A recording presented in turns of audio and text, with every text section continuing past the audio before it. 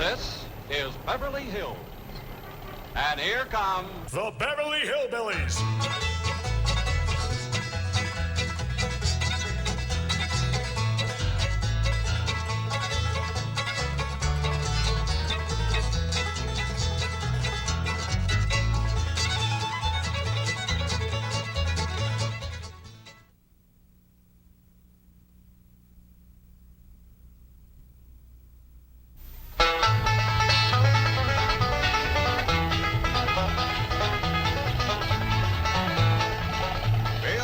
Let's find that house we bought. House they bought? In Beverly Hills? Whoa, wait a minute, hold it. How could a bunch of hillbillies possibly buy a mansion like this?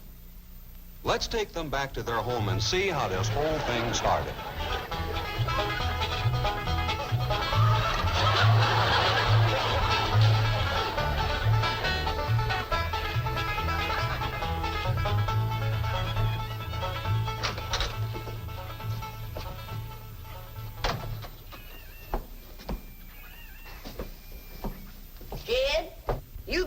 Something about that young'un of yourn. How'd that happen? Fighting with a bobcat. Get hurt? I reckon so. It went limping off on 3 legs. I swear I don't know what I'm gonna do about that girl. Well, the first thing to do is to get her into a dress. She's getting too big to be wearing man's duds. Looky here. She's done popped the buttons off of her shirt again. Well, Elly May carries herself proud, with her shoulders throwed back. It ain't her shoulders that's popping these buttons. Fully growed up, rounded out, female won't. Time she started acting like one. Well, one of these days, some boy will come along and start courting her. They came courting when she was 12. What did she do? She whopped the tar out of them. Well, it ain't fitting. Girl running around as wild as a cougar, wrestling, fighting, and hunting. She ought to be doing woman's work. Helping me with the steel. Well, I'll speak to her. Oh, that reminds me. Better go down and stomp out the fire under that mess. Hold on now, Granny. You ain't gonna stomp out no fire like that, are you? Huh? Oh, of course not. Don't want to burn my shoes. Pop? Granny! Somebody open the door. Howdy, Pa. What you got there? Stranger? Where'd you get him? I beamed him with a rock. Sure. He was skulking around down by the slough. Figured he might be a revenue. He ain't no revenue-er. Then can I keep him? Of course not. Well, I caught him. Don't matter. Well, he won't be no trouble. I could keep him out in the smokehouse. Elly May, you can't keep people like they were dogs and cats. Ooh! Ooh! Ooh! Ow! Ooh, that hurts!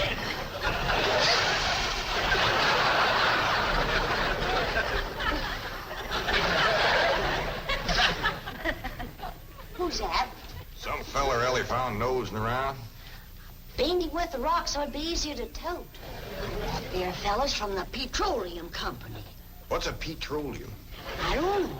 He asked me if he could do some wildcatting down by the slough.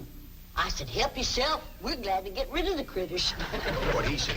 Just kind of laughed. The last on him, there ain't no wildcats down there at that slough. No, it's too full of oil. Oh, what happened? Where am I? This here's the Clampett place. I'm Jed Clampett, my young'un Elly May, and Granny. Granny says you've been doing some wildcatting. There's no need to. Mr. Clampett, that swamp of yours is full of oil. I could have told you that. Well, my company would like to pump it out. Yeah, I'd like that too, but I just can't afford to have it done. No, you don't understand. You see, you wouldn't have to pay for it. Oh, I don't take favors from strangers. No, Mr. Clampett, you see, you're a very rich man. How big a rock did you bean him with? No bigger than a hedge apple. Listen, I've got to call my office in Tulsa. Have you got a telephone? A what? A telephone? Well, maybe one of your neighbors has one. It's well, down in this country, it's probably a box attached to the wall. And, you talk into it, and they can hear you in Tulsa. Maybe you better sit down for a spell. Oh, I haven't time. Listen, where's the nearest airfield? Airfield? You know, Granny, that's one of them there fields sets up in the air. Oh, never mind. I'll find it myself. Listen, now don't you sell that swamp till you hear from me. I'm flying to Tulsa. Now he thinks he's got wings.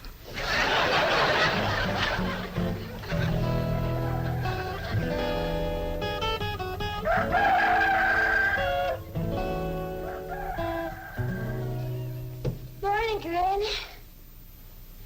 Watch them buttons, Charles. Granny! Them pigs of yours got into the corn. Did they drink much? I reckon they did. This here little fella was kicking blue blazes out of the mule. That's the trouble with razorbacks. They such a mean drunk.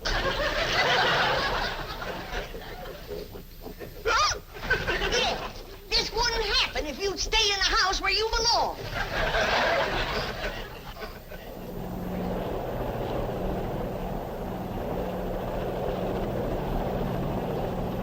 There it is, Mr. Brewster.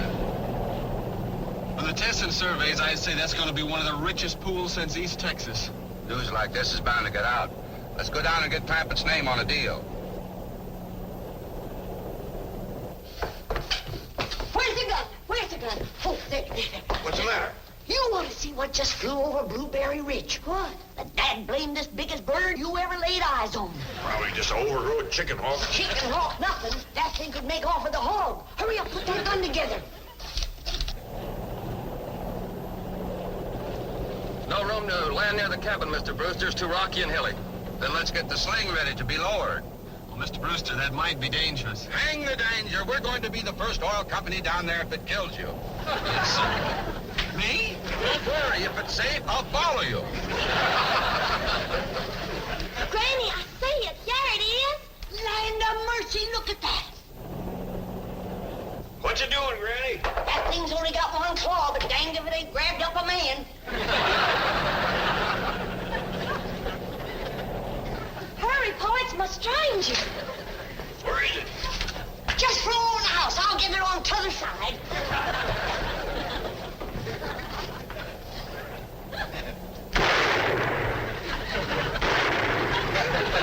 You kill it, Granny? No, but I made it drop that stranger.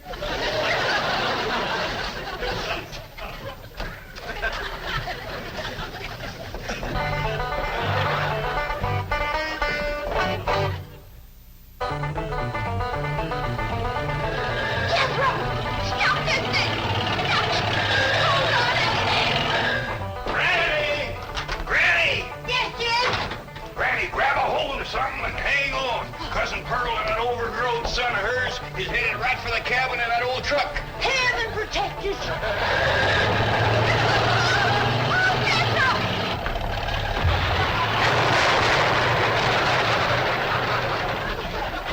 Did they hit us, kid? No, but I think they sure want the chicken house.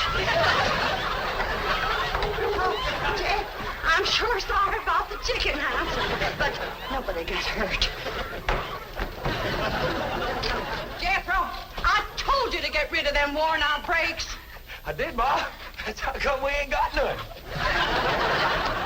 Get on out and lift the chicken house back on its foundation. Jed? Yeah? Jed, Elly May came running over to my place, and she said you sold the swamp to some oil company.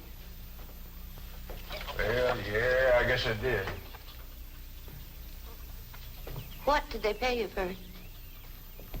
Well, he ain't paid me nothing yet. The Brewster fella said he'd bring the money later. How much they gonna pay you? Well, he said that'd depend some on how much oil they could pump out. Well, you must have mentioned some figure. What was it? Now, Pearl, you know that old swamp weren't worth shucks. Jed Clampett, you got slicker and you're ashamed to admit it. That's just what I told you. Granny, how much they gonna pay him? All right, I'll tell you. He said it runs somewhere between 25 and 100. 25 and 100? I know it don't sound like much, but Mr. Brewster seemed to set great store by the fact he's going to pay me in some new kind of dollar. There ain't no new kind of dollars. Well, it's new to me. I've heard of gold dollars, silver dollars, paper dollars, but he says he's going to pay me in, what do you call them, Granny? $1 million. Yeah, that's $1 million? it. He wrote the whole thing out on this piece of paper. Here, you can see for yourself. I don't know nothing about that. Let's see here now. Thanks in heaven. Granny, give me the jug. It's empty, but I'll fetch some. I'll go, Granny. Jed, you're a millionaire. A millionaire. Yeah, that's what that Brewster fella kept calling me. I didn't know just how to take it. He meant you're rich. Me? The richest man in these hills. Maybe in the whole state. Oh, Jed, you can have anything you want. Do anything you want. Go any place you want.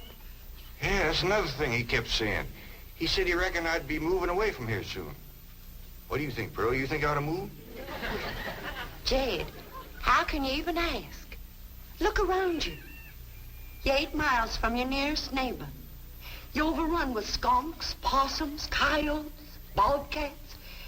You use kerosene lamps for light. You cook on a wood stove, summer and winter. You're drinking homemade moonshine, washing with homemade lye soap. And your bathroom is 50 feet from the house, and you ask, should you move? Yeah, I reckon you're right. Man, be a dang fool to leave all this.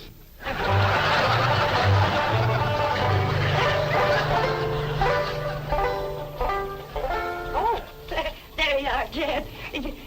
You misunderstood me. I meant you should move away. And you know where I'd go if I was you? Where? California. California? Yes, sir. Beverly Hills, California. Jed, remember the time that your pa took us to Eureka Springs to see the movie picture? Yeah. Well, the actors that make them movie pictures live in Beverly Hills. Go on. Yes, sir. Well, doggy. Ain't that something? Living in the same neck of the woods with old Tom Mink. It sure would. And we could come visit you. You know what else they say about California? What? It don't get cold out there. What don't get cold out there? Nothing don't get cold out there. They don't have no snow or no ice. Can't they bring some in? They don't want it. That's why it'd be so good for Granny. Remember last winter when she slipped on the ice and broke her hip? Yeah, poor old woman. She was limping for 2 days. Well, that couldn't happen in California because they don't have no ice. How come? I don't know how come. But Granny'd sure like it, and we could visit you.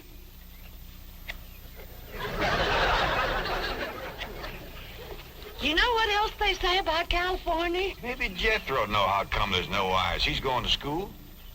We could ask him. Jethro, Yeah, Ma. come on over here. Speaking of school, Elly May could get herself a fine education out there in Beverly Hills. Yeah, Ma? Your rich uncle's got a question he'd like to ask you. What rich uncle, Ma? Your rich Uncle Jade. Jethro? How come there's no ice in California? Don't look at me. I didn't take it. You big dumb. Well, I didn't, Ma. Oh, get out of here. Well, you always do. I don't know. I was saying, Jed, folks claim California's got it all beat. Why, things grow twice as big out there. Jethro would be a whopper, wouldn't he? Ain't he could help you move. He's awful handy at lifting and toting, and he could drive you out in my truck. I tell you what, Pearl. I'm going to have to study on this. When that Brewster feller comes back, I'll ask him what he thinks. Well, your cousin is right about that, Mr. Clampett. Beverly Hills is a choice residential area, and lots of millionaires do settle there. Folks like me, huh? Well, millionaires. And movie stars, too. Oh, yes, yes. Is Tom Mix there? No, I'm afraid Mr. Mix is dead. Oh? Oh, yeah. What's the matter with me? Remember, Pearl, he got shot at the end of that picture. Well, there are plenty other movie stars, and that's where Jed wants to live. Ain't it, Jed? I do like the notion of living in the hills. Never could stand flat country. Mr. Clampett, I think it only fair. That is, well, I think you may have a wrong idea about Beverly Hills. Is that where you live? No, my home is in Tulsa. Well, say, maybe you could get us a place there in your neighborhood. Mr. Clampett, let's not beat around the bush. You will love Beverly Hills. Then that's it. Can you steer Jed onto a good place? No, I can get the bank out there to handle it for him. He'd like a nice big place. With plenty of room for his kinfolk to visit him.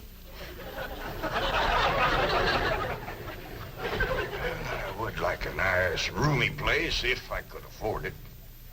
Oh, Mr. Clampett, with your money, you can afford the Taj Mahal. Okay, I'll take it. Well, no, you see, I was just making a little joke. Oh, well, go right ahead. Well, you see, the Taj Mahal is in India.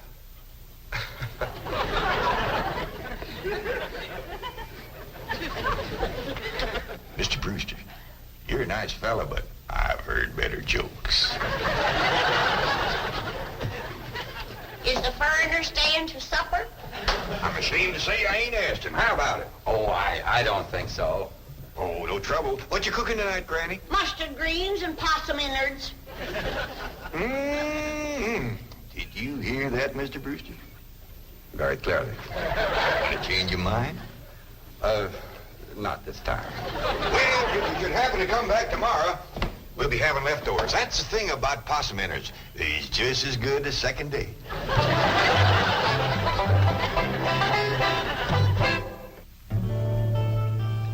Elly, if old Duke sits there with you, there ain't gonna be room for Granny. Oh, that's all right, Paul. Granny ain't gone. Who says she ain't? She says she ain't.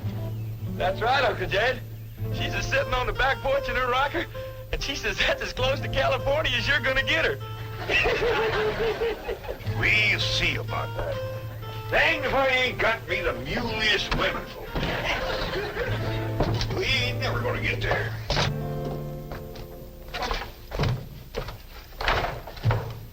Now, what's all this nonsense about you ain't going to California? Ain't no nonsense to it. If the good Lord had wanted me in California, he'd have put me in California. Maybe he's just getting around to it. The book says he moves in mysterious ways. Well, if he moves me, I'll go. But you and Big Jethro ain't a budging me. Granny, this here Beverly Hills sounds like the kind of place you'd like. That Brewster fella says they got smogs out there. What's a smog? Well, me and Jethro figured out that's a small hog.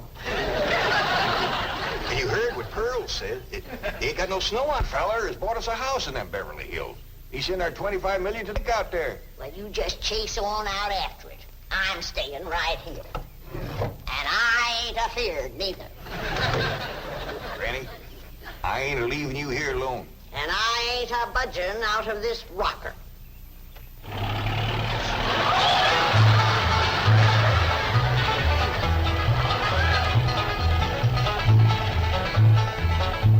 Jethro, what does that sign say? It says Beverly Hills. You hear that, Granny? We're there. They call them hills? Why, we got moles that can push up higher ridges than that. Well, leastways, it's hills. We'll be among our kind of folks.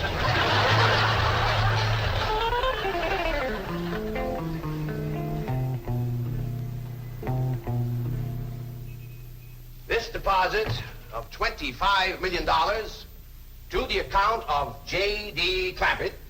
J.D.? As in Rockefeller. Elevates us to third position in capital assets and assures our bank of... Come in. Oh, I'm sorry to interrupt, Mr. Drysdale. All right, Taylor. Well, are we all set to give the Clampetts a red carpet reception? Well, I'm afraid Mrs. Drysdale still isn't too happy, sir. Yes, I know. Oh, my wife is very upset that I got the estate next to ours for the Clampetts. Says I don't even know what kind of people they are. Do you? I know to the dollar what kind of people they are. They're my kind of people. Loaded. Taylor, have the gardeners got the grounds in order? Yes, sir. But I'm afraid that's another thing your wife is upset about. Oh? Well, you see, your gardeners have been working on their lawn all week. Why, they've mowed it, trimmed it, fed it, clipped it. I don't care if they lather it and shave it. This is the most beautiful mansion in Beverly Hills. I want every square inch of ground within those walls in apple pie... Oh. Yes? Oh, hello, Margaret. No, dear, I'm very What? Well, good heavens, did you call the police? I'll be right there. What happened? The Clampett estate is being invaded by a band of outlaws. Invaded? Yes, they're holding the gardeners at gunpoint.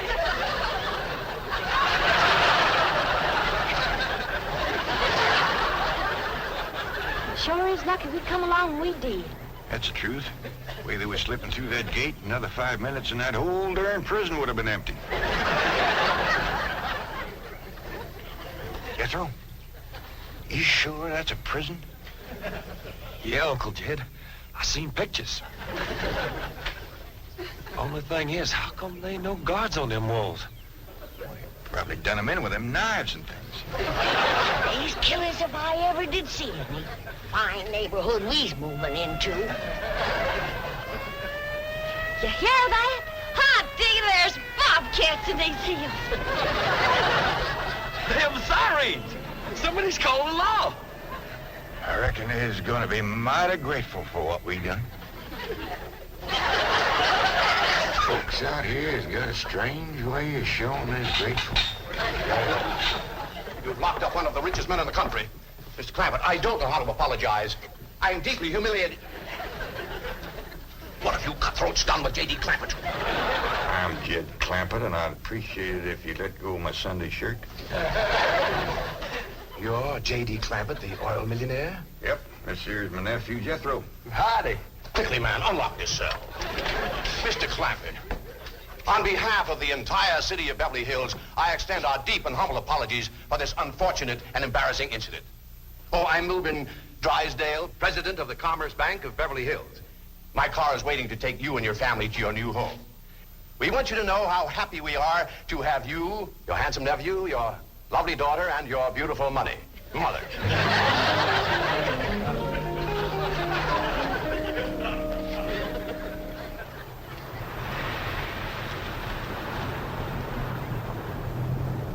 a minute! Stop this car! Mr. Drysdale, you tricked us. You just took us out of jail so you could bring us back up here to prison. Head for the hills, everybody! No, wait! Come back! It's not a prison, it's your home! Now, wait! Mr. Clampett, listen to me! Wait! Come back! Ready!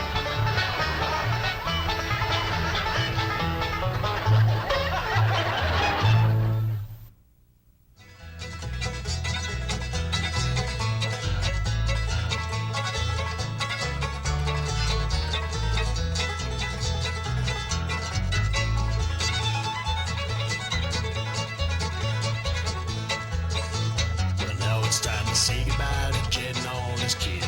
They would like to thank you folks for kindly dropping in. You're all invited back next week to this locality to have a heaping helping of their hospitality. Hillbilly, that is. Said a spell. Take your shoes off.